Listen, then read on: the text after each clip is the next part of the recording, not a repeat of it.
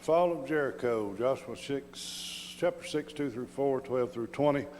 Give a little idea of how the walls of Jericho were. These walls were structured on a three-tiered plan. The walls started with an earthen rampart or an embankment. And this ran from ground level upwards on an incline to a stone retaining wall. And then the second tier, the stone retaining wall stood 12 to 15 feet in height. And then on top of the stone retaining wall stood another wall that was made of mud bricks, and it was 6 feet thick and 20 to 26 feet high. So together, these two walls were combined to form a fortification there of 32 to 41 feet in height. And so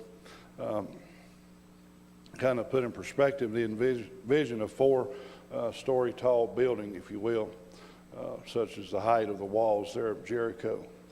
And on the other side of the double wall, the embankment continued to climb upwards. And the third tier was at the very top of this embankment, where yet another mud brick wall would stand. And so at their base there, the walls of Jericho stood 46 feet above ground level outside that retaining wall to the Israelites below. So Jericho, and if you look at it in all those different ways, it seemed like you wasn't going to get inside, right? And so I kind of wonder how it's going to fall, right? How are they going to get in there? They can't be like they did with the Trojan horse and sneak attack. They didn't sneak attack. They made their presence very well known. But last week's lesson, we saw how God protects his people. And so this week, we are giving another powerful reminder that our God is a victorious God. And God teaches us a lesson here through this conquest of Jericho, right?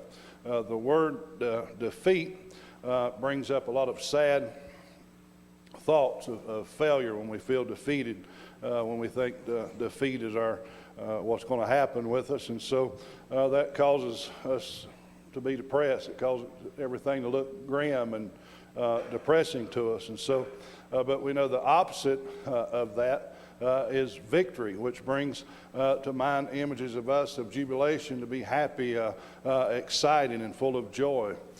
So we face battles every day, right, with maybe the decisions that we have to make, maybe some of the choices that we have to do, to be determined, and the steps that we have to take. And the devil goes to everything he can to make sure we fail, or to try to make sure that we fall. But our lesson this week shows us how Joshua and his men here simply followed the instruction of God, and they were victorious. And so Jericho was really the first and most formidable city in Canaan. It was no way that anyone could enter into the gates of the city. But however, it's key here to Israel's conquest of the land. They have to take Jericho. And so what happens in this first military encounter is really going to set the stage for all that which follows after this, after they take the land of Canaan and Jericho. Chapter 6, verse 2. And the Lord said unto Joshua, See, I have given into thine hand Jericho, and the king thereof, and the mighty men of valor. And ye shall compass the city, all ye men of war, and go round about the city once. Thus shalt thou do 6 days. And 7 priests shall bear before the ark 7 trumpets of ram's horns. And the 7th day ye shall compass the city 7 times, and the priests shall blow with the trumpets. So we know that our God is a victorious God. And so he desires, though, to give us the victory we need in each and every area of our lives. And he'll do that as long as we are prepared to follow his instructions. We have to obey his will and his word and what he instructs us to do. And we know that God is sovereign. And, this means that he is absolutely in control of all things. He's in control of the whole universe. And we often wonder how we get officials that we have elected if God's in control. But he is in control. And we just have to go suffer along with it, I guess, but he'll take care of us, right? We often wonder that. But nothing can defeat him or thwart his purposes. Even Satan himself couldn't defeat him.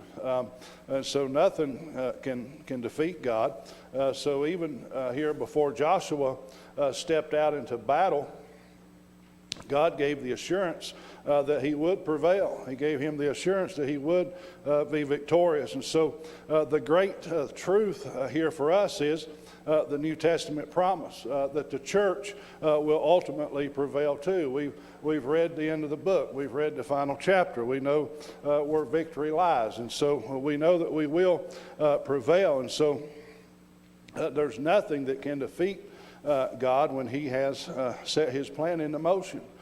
So God gave Joshua here just some simple, almost in our eyes, and when we're reading about this, it seems like it's ridiculous instructions, like it's crazy to think that all they're going to have to do is just march around this wall one time a day for 6 days, and the seventh day walk around this wall 7 times and blow trumpets, and they're going to take this city.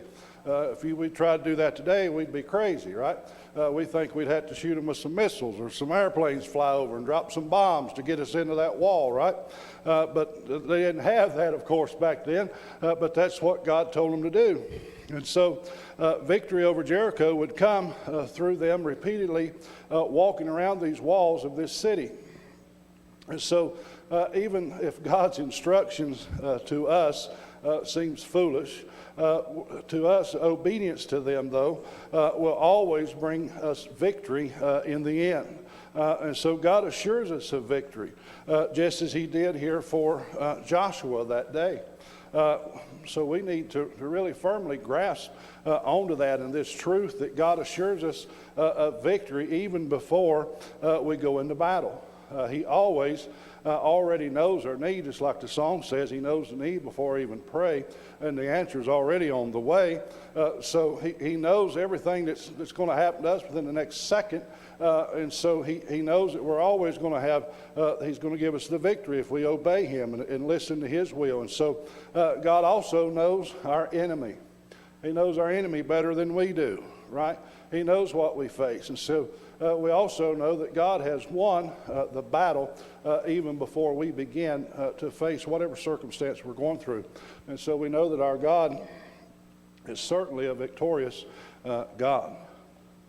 Verse 12, and Joshua rose early in the morning, and the priests took up the ark of the Lord, and 7 priests bearing 7 trumpets of ram's horns before the ark of the Lord went on continually and blew with the trumpets, and the armed men went before them. But the reward came after the ark of the Lord, and the priests going on and blowing with the trumpets. And the second day they compassed the city once and returned into the camp. So they did 6 days. And so here we're seeing that Joshua obeyed God in the most minute details. He did exactly as God had instructed him to do. And so again, sometimes God's instructions to us may seem foolish and may seem a little far-fetched for our little minds, right? And so to us, but if we follow them, we'll start to begin to understand that he has a far bigger purpose in mind than what we can see. And so his foolishness to us is far greater than our wisdom. If we read in 1 Corinthians chapter 1, verses 25 through 27, because the foolishness of God is wiser than men, and the weakness of God is stronger than men. For you see your calling, brethren, how that not many wise men after the flesh, not many mighty, not many noble are called. But God hath chosen the foolish things of the world to confound the wise. And God hath chosen the weak things of the world to confound the things which are mighty. So here we see Joshua rising early in the morning to do exactly what God had said for him to do. And so we can envision the ark of the Lord that went with the people. It was a symbol of the presence of God, right? And so how many of us in here this morning would really be brave enough to tell others, or maybe even a person beside us, that God is with us in the battles that we face? We want to be bold and be brave, right? To know that God is with us. And so we're seeing here that Joshua was not afraid to proclaim the truth. And so it takes courage, right, to stand for God, because we're the ones that's on being attacked all the time for the way we stand, right? It takes courage for us to be able to stand, to be bold and speak the words of God and tell people the truth. And so we have to be bold and have to have that courage to stand. And so the priest marched ahead here of the ark with armed soldiers preceding them and also following this ark. And then the priests sounded their horns, announcing the arrival of the beginning of victory. And so they all marched around this city this way, the way they were instructed to do. Once a day. They did this for 6 days. As crazy as that may seem to you and me, they did what God said. And so we do what God says, even though it may seem crazy to us. We know that He's in control, so He tells us to be obedient, so we're obedient to what He tells us. And so there were precise instructions that were given to them by God for them to do. And so the Israelites here, they were to follow this if they were going to be receive this gift that God had for them, to receive this gift of the promised land that He had promised them. This may be, if we look at it this way, we've all been to a parade at one time or another. Like a modern day parade that we have, you have particular order here. You've got different things. Christmas time, you got all kinds of different parts of the parade. At the very end of the parade, it's always Santa Claus, right? So we can kind of look at it in that way as a modern day parade here, as these priests and the armed men and the ark of God are going. And they were to circle this city once for 6 days, but then on the 7th day they were to march around the walled city 7 times. And when they came to, I'm getting ahead of myself, just read 15. And it came to pass on the 7th day that they rose early about the dawning of the day and compassed the city after the same manner 7 times, only that day they encompassed the city 7 times. And it came to pass at the 7th time, when the priests blew with the trumpets, Joshua said unto the people, Shout, for the Lord hath given you the city. So here on this 7th day, they were to blow the trumpets, would be blaring, and the people would be shouting, and the city would be theirs. That seems crazy to us, but this is what God told them to do, so it's going to happen. They're going to get the victory if they're obedient. So they're being obedient to what God had told them. And so, but here's the thing. With the people shouting, the city would be theirs. It would be a gift from God. And this is odd. It's a strange strategy here, but it's really a test even of Joshua's faith, right? At other times, Joshua, he would be counted on to employ a sound military strategy, right?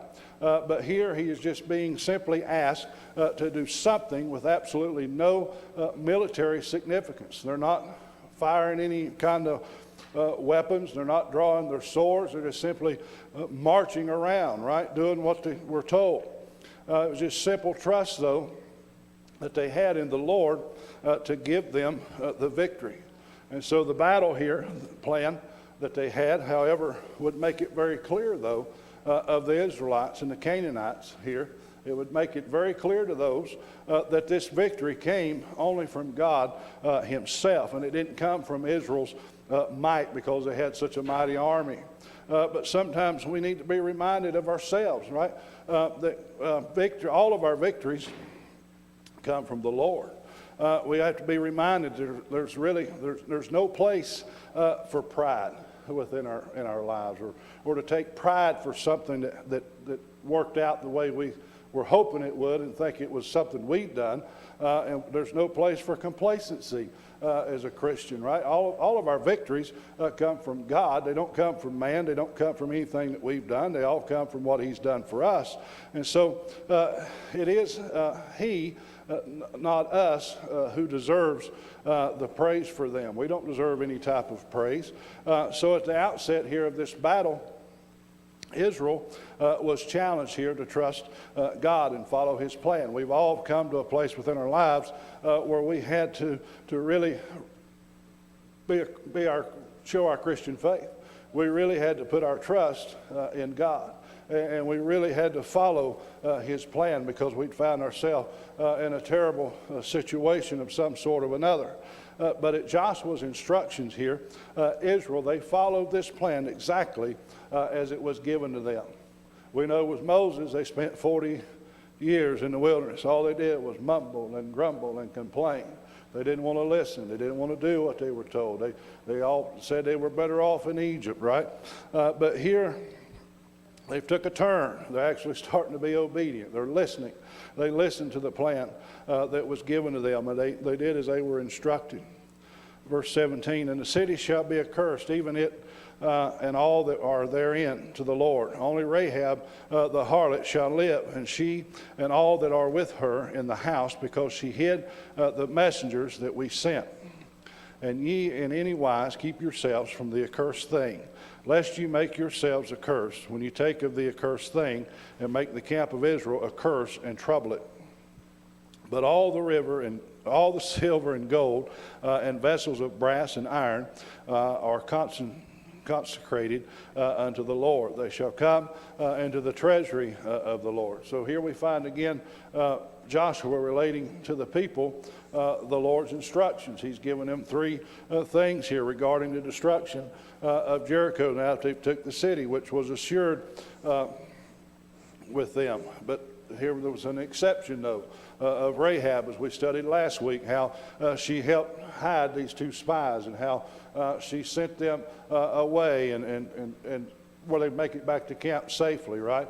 And so it was given to her that her and her family would be saved. We know we talked about them hanging the scarlet rope that she had, putting it around the windows. It was a symbol back when the children of Israel were in bondage in Egypt, how they put the blood of the lamb on the doorpost, and the death angel would pass by. So they would see that red scarlet rope draped around her window, and they would know not to destroy that particular part of the city. So she was to be protected, and her family. And so all the city, though, was to be accursed. Other than that, this means that all that was in it belonged to the Lord. Everything there belonged to them, and it was not to be spared or taken for personal use. And so the gold and the silver and the bronze and the iron were to be put in the treasury of the Lord. And so everything else was to be destroyed. And then the only survivors was to be Rahab and her family, because of her kindness that she showed to those two spies. And so really, even though she showed it to those, she also showed it to all of the Israelites as well. So it placed off limits were the spoils of battle. Typically, the conquering army would harvest things of value when they conquered a city. They would harvest that for themselves.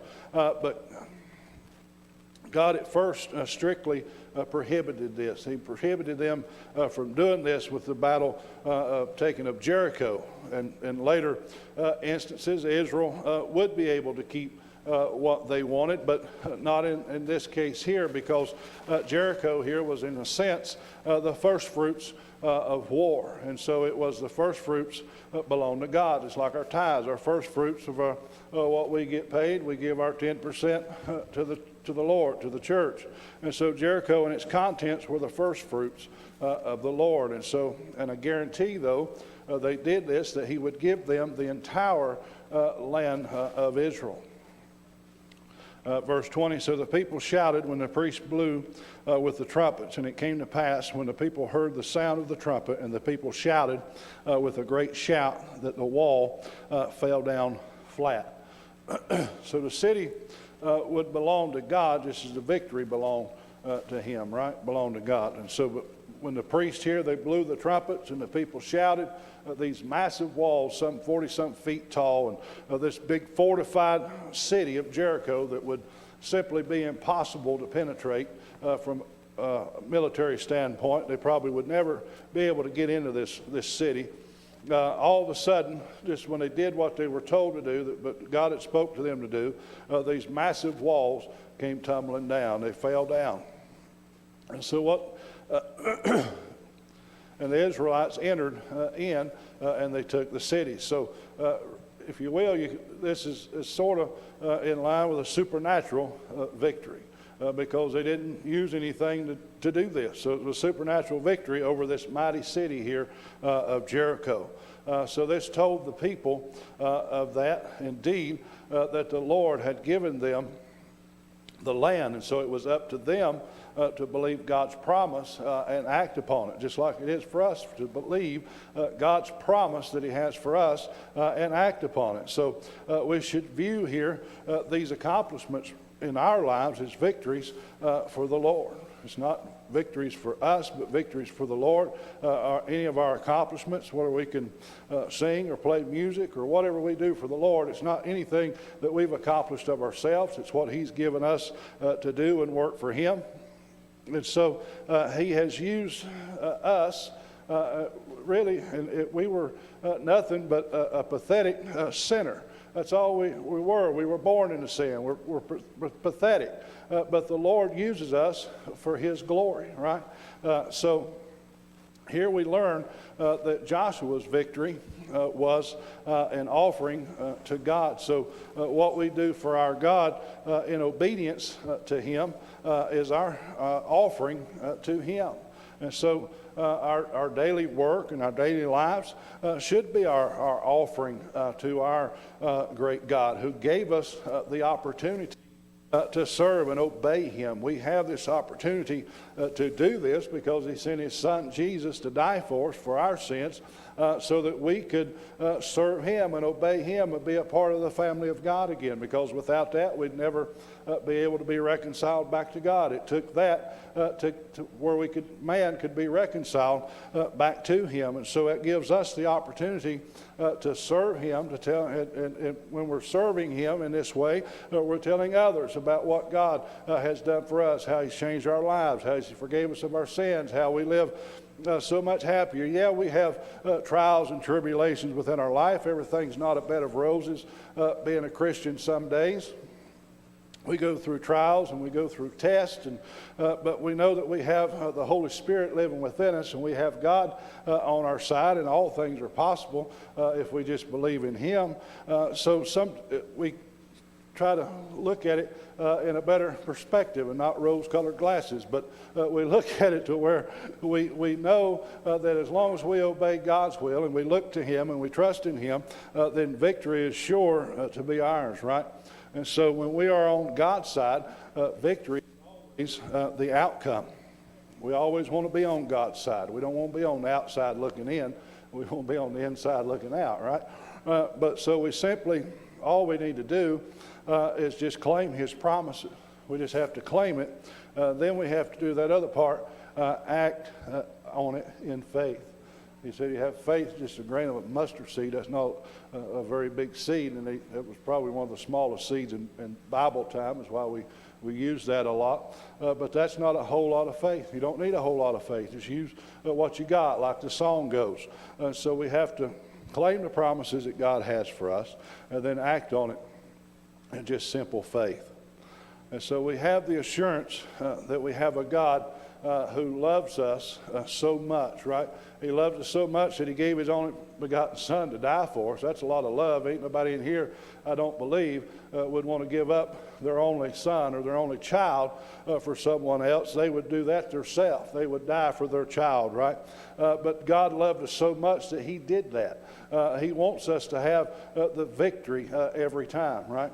And so, but when we disobey him and we stray from what God tells us to do, then we know the journey in this wilderness of life, it gets longer and longer and longer until we realize that we need to get back to God and obey him, right? Just like the children of Israel were stuck here in this wilderness for 40 years because of their disobedience. So that got drawn out and drawn out longer and longer and longer because of their disobedience to him and the way they turned from God. And so the sooner we learn within our lives to obey maybe what seems foolish to us, but obey the instructions of God, the sooner we will find ourselves on the victorious side. We won't find ourselves in the wilderness hanging around for 40 years, but we'll find that we're ourselves back on the victorious side. So we know that God will always keep instructing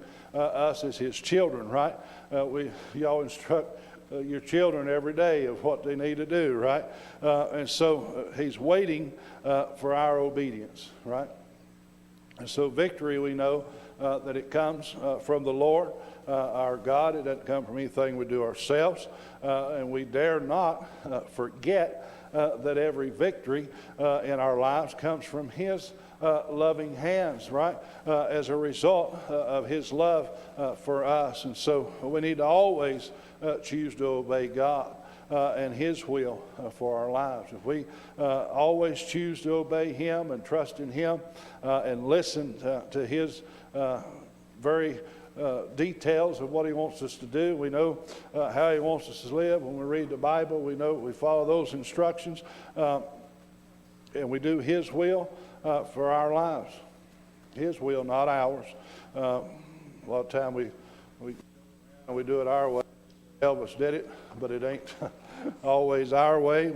We don't do things our way. We do things God's way. And if we do the things his way, then be obedient to him, then we'll always be victorious. We'll always come out triumphant in the end. And so I trust you got something more. This morning I'm cutting it a little short so we can have a few minutes before we start. We're going to try to start about 5 or 10 minutes till this morning so we can give Paul and his team a little bit of time